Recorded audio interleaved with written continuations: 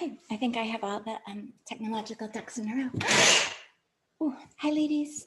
Okay, I'm so excited to be here. You ladies are all like, Gillian, we want Big Daddy. And I'm like, ooh, and we're gonna learn some manners first. Okay, what is this called? Corset. Feminine gracious, the symbol of the corset, feminine graciousness, and the full spectrum feminine. Oh no, corset. The symbol of the corset, Venusian graciousness, and the full spectrum feminine. Okay. This live stream is going to begin, as I tend to do, by going in like multiple moonlit paths through Super Bowl Sunday. And then we're going to kind of like come back to anchor a few key points.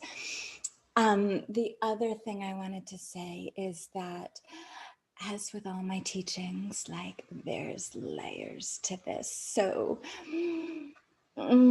graciousness is sort of the front door to a really important and complex insights into feminine nature, as is the corset. So I wanted to share with you that before I arrived at this title of corset, this was originally called, because I want to kind of like start to bring you into the thinking here. This was originally called Feminine Graciousness, the Lost Venusian Codex, like the lost books of the Venusian art of graciousness. Then I took a slight Gillian deviation, and it had a brief cameo appearance just in the graphical developmental work that Sally Jane and I were doing. And it was briefly called Lady in the Streets, a Freak in the Sheets, the lost art of feminine graciousness. So I want to share this with you because there's so much inside of, first of all, what do I even mean by feminine graciousness? So we're going to talk about that.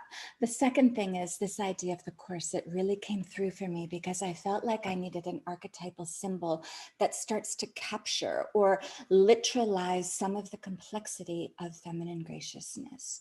So this idea, I've been fascinated with corsets for a long time. And corsets are very interesting, well, for many, many reasons. They've killed women. Like when they've had the lace ties tied too tightly. And I'm not laughing about the death of women by a long shot, but I am saying like, this is semi-lethal object. So it's a lethal object. It has been disdained over like the more recent kind of feminist years, like the bra burning. Like, thank God we're done with this like Victorian archaic constraint that binds the feminine and her waist. And the ideal metric of what was considered a successful corset is if a man could place two hands around the waist of a woman and have his fingers touch. Tiny and so bound. And so there's a way where it's like there is something darkly enchanting about this idea of a corset. It is absolutely, through one lens, like deeply, profoundly oppressive and suppressive of the feminine. Like to be that tightly bound, laced up, and have literally be so constricted inside of this object, inside of this objet, that it caused harm to our physical well-being. Like this is absolutely true for us. And this is what I so love about the feminine psyche and the feminine sex paradox is that it contains within it multitudes of contradictory impulses and symbology and contradictory, or let's say, and paradox. So on one hand, and I do have a few notes about the paradox that I've kind of aggregated over the years and just put into my journal. It's a very, very controversial symbol. It symbolizes deep paradox. So on one hand, it symbolizes constriction, as we talked about. On another hand, it symbolizes freedom, because more and more women, like after we were able, like we were given the modern freedom to lay down this necessary at one point item in our wardrobe, we've picked it up again out of our own desire and our own fascination with that much containment. So this is already so interesting and fascinating to me about the feminine, is that so often once we don't have to, according to some external, perhaps patriarchal, I always have to air quote this word, that then it arises in our own beingness through desire. So often. So there's been this huge revival and resurrection of the corset. So on one hand, it symbolizes like deep oppression, and on the other, freedom. So it's like, and this is, we're going to relate this to the energetics inside of graciousness as well shortly. So it also symbolizes femininity and like the constraints and the containment of the feminine as much as it does power.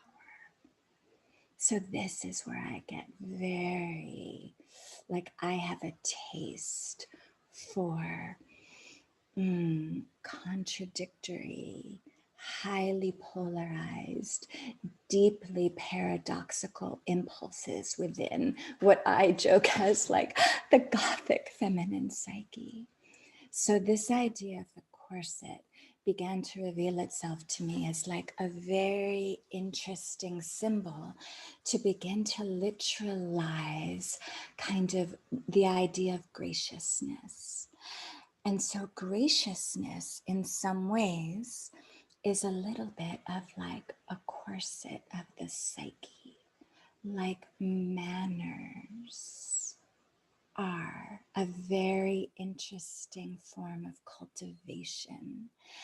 Graciousness and the requirement that I have in my fields for graciousness could be looked at by other feminine teachers as like a form of oppression, a form of repression of like the true wild nature of the feminine. And that is true. On a certain level, it is a corseting.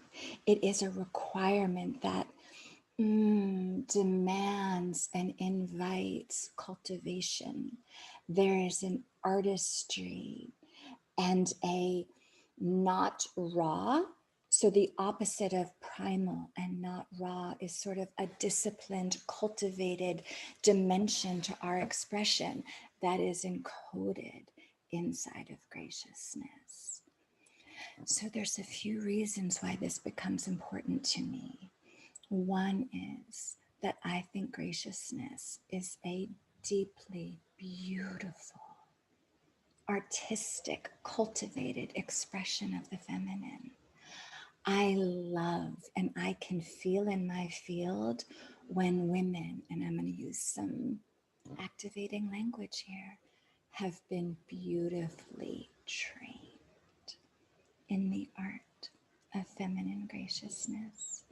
And so in this world space where everyone talks about like the rewilding of the feminine and the wild woman and this idea of like the feral feminine, there's part of me that's like, oh, I am so down with all of that. And I will tell you some stories because we're going to climb into like those deeper hinterlands of the feminine. But in the topside world of communication and expression, particularly, and this is where I'm going to bring this right into our field, in my group, in my field, your graciousness is required. So what do I mean by this? I mean that, well, let me back this up a second. Because graciousness is a deep value of mine, and I will tell you, and this is so beautiful, that the word graciousness etymologically means to be filled with the grace of God. That's what graciousness means. So it's distinct from manners. It's distinct and different from like synthetic, artificial expression. That I am not interested in. But what graciousness is an exquisite expression of is a woman's capacity to hold herself like with artistry and with mastery. And so in my field, which is this Facebook group, and I will actually, let's define what I mean by field. A field is nothing more than an emanation of a frequency. So my group is an emanation of my frequency. And you are all choosing to be here of your own consent and your desire. And so with that is a coherence that is important to me, that when something is an emanation of my frequency, that field, that emanation of frequency is coded with graciousness, is coded with to be filled by the grace of God. And so if we bring this down into like the lowest tiers of the ladder of abstraction, what graciousness is an exquisite antidote for is spilling your pain body. So, okay, I'm going to kind of slow this down a minute. When you are inside of a field, and this is the lowest barrier to entry that anyone could even have, like a free group on Facebook. And I say, the one thing that is required is your supreme graciousness. That means that when you come to this field, you don't spill your pain body. And I will read to you, because I did take some notes about this too, about the pain body, because I saw there were some questions in here. So the pain body is originally defined by Eckhart Tolle. And he writes, and so I'm going to quote this, because this is all, I told you, like, we're going to go like out into the hinterlands, and then we're going to come back in and kind of land this so that you have both practical and spiritual understanding of the codes of graciousness and the power of feminine graciousness. So Eckhart Tolle defines pain body, and he says, the pain body is my term for the accumulation of old emotional pain that almost all people carry in their energy field. This is important. I see it as a semi-autonomous psychic entity. It consists of negative emotions that were not faced, accepted, and then let go in the moment they arose. These negative emotions leave a residue of emotional pain, which is stored in the cells of their body. Okay, he goes on to say some other things. Periodically, it becomes activated, and when it does, it seeks more suffering to feed on. If you are not absolutely present, this right here, if you are not absolutely present, it takes over your mind and feeds on negative thinking, as well as negative experience, such as drama. This, and he goes on to say some other things. Another way of describing the pain body is this: the addiction to unhappiness. The addiction to unhappiness. So, graciousness being, I wouldn't say that it's like necessarily distinctly a feminine art, nor would I say that the pain body lives inside of the feminine exclusively, because it's certainly true at the level of the collective, but there is a very particular frequency of pain body. And what happens that I notice is that some women come into this field and they spill their pain body. They just climb in and they don't greet the field. They don't honor the field. They don't honor the like exquisite flowers. Like we are this incredible bouquet of flowers in this group. And they just come here to feed and to get their needs met. And that is, to me, okay, this is going to be a strong word, but I'm using this to describe the lack of graciousness. It is disgraceful, meaning it is not coded or held in grace.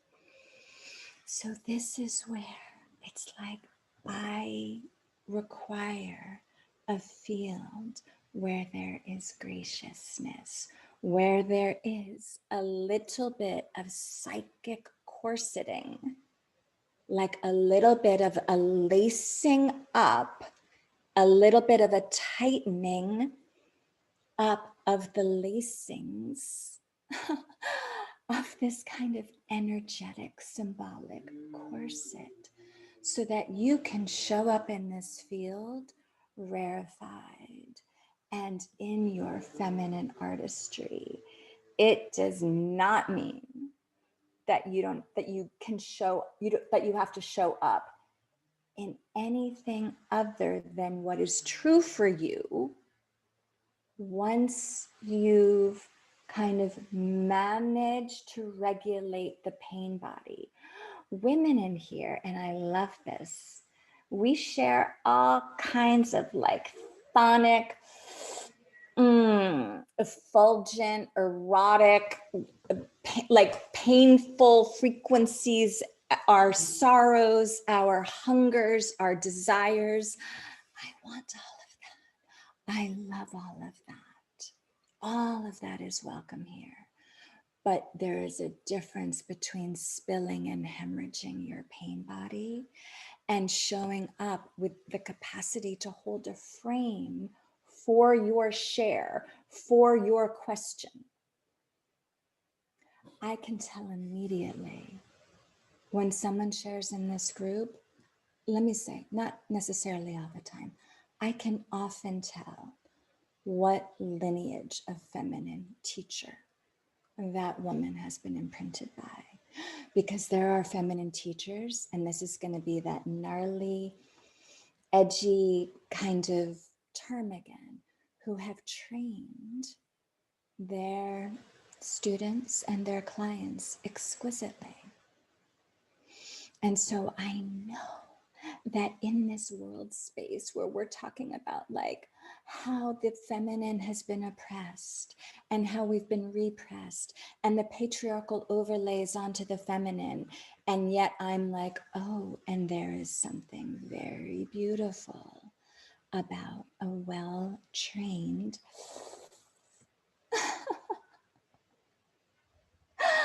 woman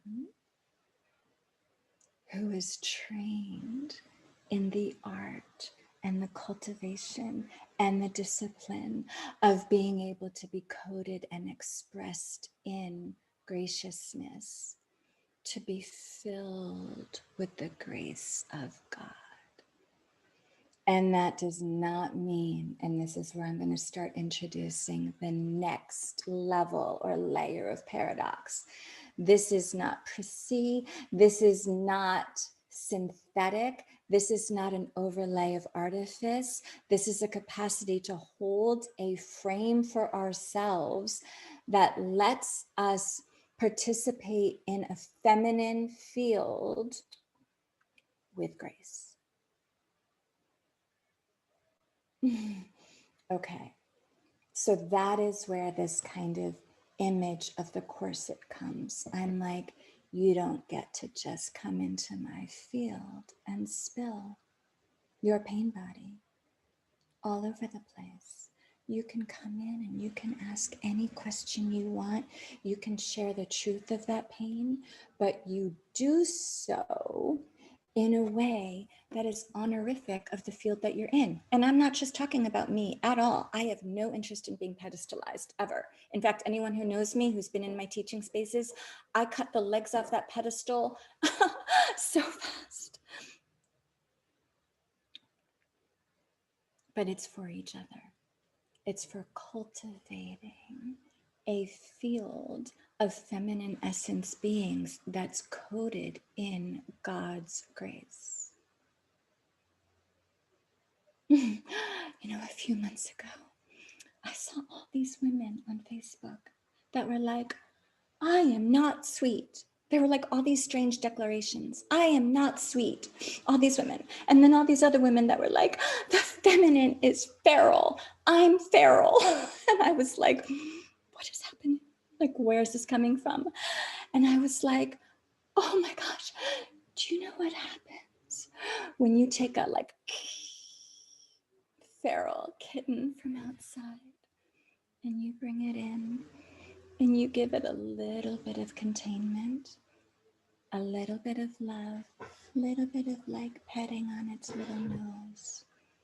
In no time at all, you have this little playful, happy kitten rolling around on its back like, meow. So I'm like, oh my goodness, I am not here for saccharine sweetness. On the other hand, I am also not here for like some feral, non-sweet kind of expression of the feminine. I'm like, oh, you can take that business elsewhere. Because I really celebrate and love and like indulge in and celebrate the top level. So we're going to be climbing into the second piece of this, the top side world, the as I was saying before, like the lady in the streets and the freak in the sheets. Like, I love all the play of the lady in the streets. Graciousness and even sweetness does not mean for a hot second that you are not potent and powerful in your feminine. A co-teacher that I used to teach with, Agnes, who's going to be making, I'm so blessed, cameo appearances, hopefully more front side of things appearances than just cameo appearances in All for Love. She had this quote that I just thought was so hot because she has very exquisite codes of graciousness. But she said, my graciousness is matched only by my ruthlessness. And I was like, that's it. When a woman can be very cultivated in her graciousness, she is equally cultivated in her ruthlessness, but there's a precision in it because she has developed and cultivated mastery, and that is hot. That is like a very interesting quality and expression of the artistry of the feminine. I'll say it differently, of feminine artistry, of beauty, of elegance and precision. Like, those things are very kind of interesting expressions of the feminine, because because the full spectrum feminine is the epitome of graciousness, and she is the epitome of wildness, of like the phonic primality of the feminine. So Dr. Clarissa Pinkola Estes, in her amazing book, Women Who Run with the Wolves, she talks about something, and I think in her podcast too. I totally got this quote from her and I use it all the time. She talks about the way that the feminine stands in the river beneath the river. And at first I was like, why's the feminine got to stand in the river beneath the river? And then I was like, oh, because that is so our truth. So it's like there's a way that we are standing like up to our knees in mud in this river that rushes by and like through our body and through our sex and through our felt sense. And then there's this way that we're standing in that topside river, which is this world, this solarized world of like etiquette and graciousness and like the topside world of how we have to function in quote unquote conventional reality, the matrix. Although I'm very hesitant about this word, the matrix, and I'll tell you why. To the extent that we have used patriarchy to dismember and degrade the nobility and the beauty of the masculine, this word matrix comes from mater, which means mother, and which means womb. So I feel like we are chronically degrading and dismembering on a certain level the mother and the womb when we continue to condemn the distorted expression of this world as the matrix. But that's a sidebar. But I did want to kind of name that language is really profoundly revelatory and illuminating to us where we are being kind of injected with codes that are not in service to love and not in service to like highest truth and beauty. So in this river that we stand in as feminine essence beings, on one hand, I'm like, ooh, I love graciousness. I love etiquette. I love high protocol. I love teacups. And I love serving my man. Like when I serve a plate with him, for him, I love laying it down with two hands, like almost geisha style, because I am very aware that I am serving a great man. So I love all those homages and all those details of artistry and mastery and elegance that are quite archaic. I love how it feels in my body. And then there's this part of us. This is where I'm going to spill a few beans. That like stands in the river beneath the river. And this is the part of us that is like primal and wild and phonic. And this is the part of us that is like drenched in Eros. So this is the opposite in some ways, or I don't want to say the opposite. This is the paradoxical expression to these codes of grace that I'm talking about. It's not the opposite of, because it's contained within, but this is the part of us that is like, how am I going to onboard into this? Like in our wildness and in our eros. So this is the part of me and the part of each of you, whether you're in approval of it or not, where it's like, it is hard for me to truly satiate like my carnal appetite for wildness. it takes a lot. And I will tell you some stories. And so, like, for example, one time, not that long ago, maybe 6 or 8 months ago, we were in Kauai and hiking deep in the jungle. And when we're hiking, and I seem to wear dresses when I go hiking, like not if I'm doing like mountain climbing things, but if I'm just like in the jungle, I'll just wear like some summer frock. So I was wearing a dress. And so these stories, this is where it's going to get like quite TMI, because I need you to understand the full spectrum nature of the feminine. And because I am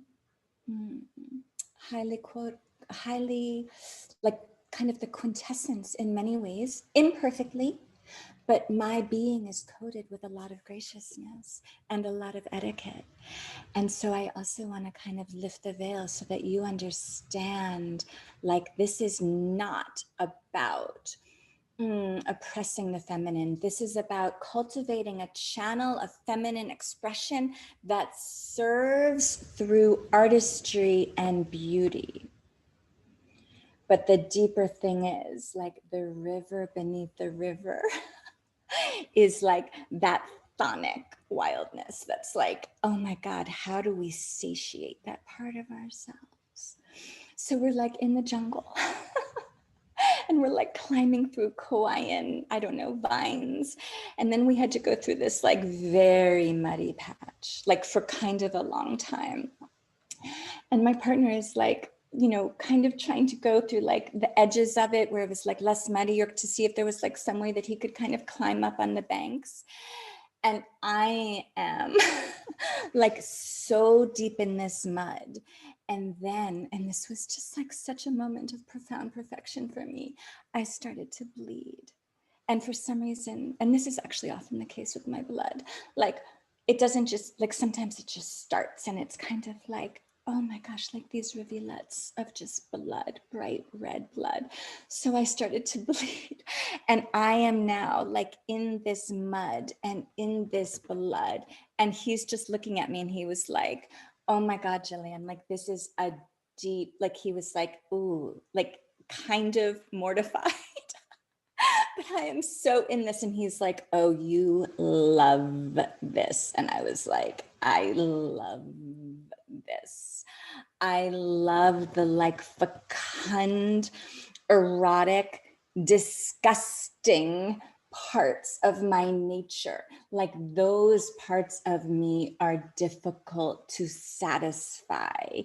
And I will go to great lengths to make sure that that hunger and that, like I said, like this carnal appetite is fed and is met in its fullness. And this is the difference between, okay, this is the next part of this. And Max is like he knows this part of me very deeply. And he's like, Gillian, do the ladies on the internet know you're like this? And I was like, I'll tell them, sweetheart. Because it's like there's so many different ways, particularly through my sex and through my Eros, where it's like we need those depths of like, I don't know a better way of saying it, of like chthonic underworld carnality. Like our sex and our Eros is no place to be dainty. It is no place to be ladylike. But I have this highly elastic, massive range because there's part of me that's impeccable in my graciousness and my etiquette. And then there's this part of me that is a bit disgusting. And I'm in such deep approval of that. And this is a distinction I want to make for you, that if any man was like, oh, Gillian, you're a little bit much. What is that expression? Oh, the too much woman. A woman in her carnality is never too much for a masculine man. A woman who hemorrhages her pain body and can't have a little bit of a psychic corseting of her pain body is the classic example of a woman who is too much, because she doesn't have that capacity to regulate. She doesn't have that capacity to frame that like kind of rush of like lack of containment. It's actually a masculine, it's an erected inner masculine that allows for the cultivation of graciousness. So, this is never about an artificial containment. This is not about some synthetic compression. But as with all great art, this is about a certain cultivation. This is about a certain choice point in like our desired expression. And what does it mean when we can say and feel to be filled by the grace of God? So how and where do we choose to express that fullness, the full spectrum feminine? And so for me, in my lens, it's like put your wildness, put your primality in your sex, put that appetite for whatever that is for you. I have a very wide range of appetites that I am in extreme approval of. So no person could ever shame me about those qualities. And I have been in a very precise relationship with graciousness and etiquette. I have like invested in teachers and trainings to learn about etiquette and manners and graciousness, because it's very, for me, it is an expression of feminine artistry and feminine mastery. But what I don't do is put my primality in my pain body. I don't feed that. I actually deeply regulate that part of, or those remaining aspects, or those collective artifacts that live inside of the awakening feminine. Because for me, and in my field, that if that gets like leaked out without that capacity for psychic corseting, to take our pain and like we can be in the truth of our pain 100%. This is never about not being in the truth of your experience. But when you are in a free Facebook group with exquisite wildflower bouquet of other amazing feminine essence beings, your supreme graciousness is required here. It doesn't mean that you can't bring your like the full truth, but you do it in a way that is differentiated from your pain body. So you have to be in a conscious, corseted relationship to your pain body in order to participate in this particular field. This is different in my inner realms, because then it's like I'm in a very different relationship with my clients. I can meet them in the fullness of their pain body, and that's rightful for me to do so. But here, there's a different requirement. And I'm not saying that this has been like, oh, some overt display of disgrace at all. But I am aware, like, I am not going to let this group and this field slip into some sort of like swampy, feminine pain body. Like, what's the word I'm looking for here? Display. So your supreme feminine graciousness is required. That's how you get to pay to play here. Okay. I'm just gonna feel into if there's anything else. Maybe I'll try to look at comments. This always feels a little like overwhelming when I jump out of my field and go into like the word on the street, what's happening in the group, but let's just check in. Let's see. Oh gosh. Oh gosh. Okay.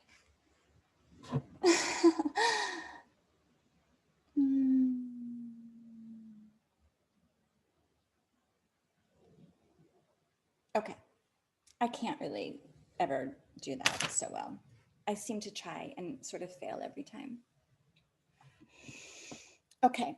So let me just, I'll check notes and then we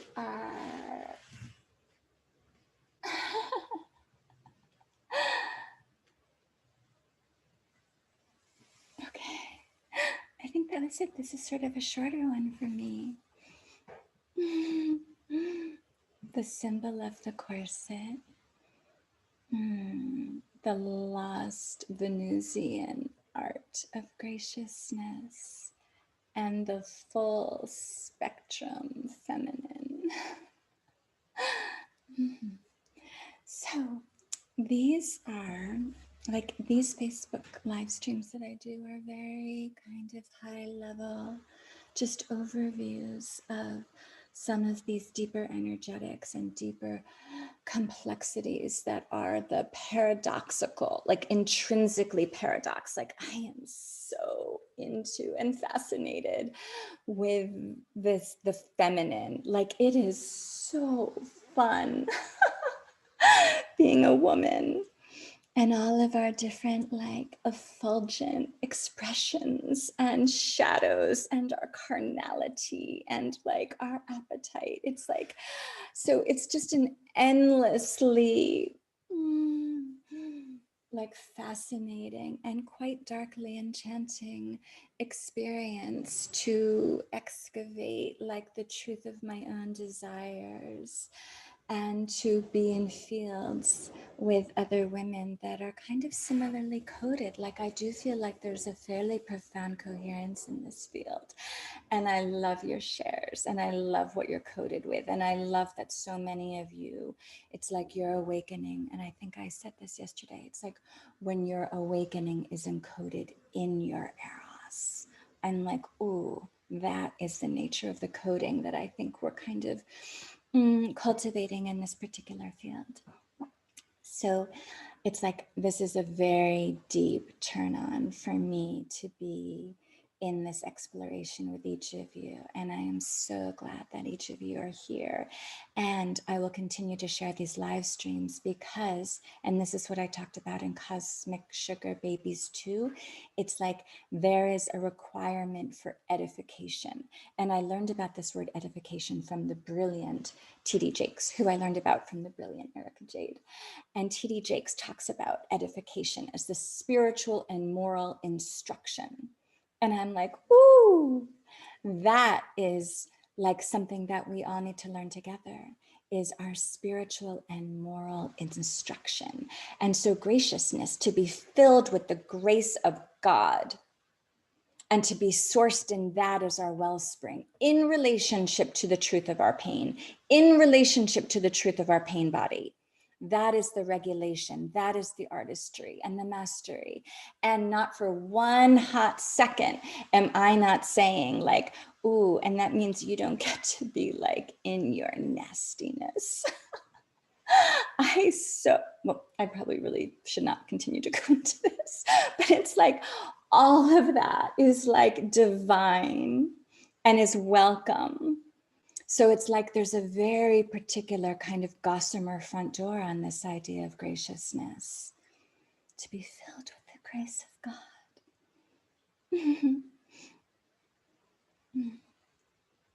Okay, I'm thinking if there's anything else. The edification, to be filled with the grace of God, to be in the full spectrum river beneath the river, where your primality and your carnality is like in full aliveness and full expression, but you put that in your sex, not your pain body when you're in my field, in this field. Okay, I feel as I'm complete. I'll chime in the group. Oh, so what I wanted to say is All for Love begins in 9 days. So All for Love, which is a journey into the deep feminine and the exalted masculine. These little live streams that I create are like just amuse bouches to like the deeper descent, the exquisite transformational beauty that is All for Love. Never before have I cultivated an entire like apex of like the opus of my work and delivered it as beautifully and exquisitely and gently and potently into this collective of the feminine kind of awakening creature as before. It is like so beautiful. And if I don't stack behind that with my desire, like I trust that if there's a calling or like a taste for this work, that you'll find your way to that field. But on the other hand, if I don't stack behind it with my desire and my like, oh my God, like I want all women who are coded in this way to come into this journey, because it's so exquisite, and what is delivered unto you literally is in service, and I do not mean this egoically, but to humanity, because it's the awakening feminine heart that goes first. The feminine frequency does not lead, but the feminine frequency goes first.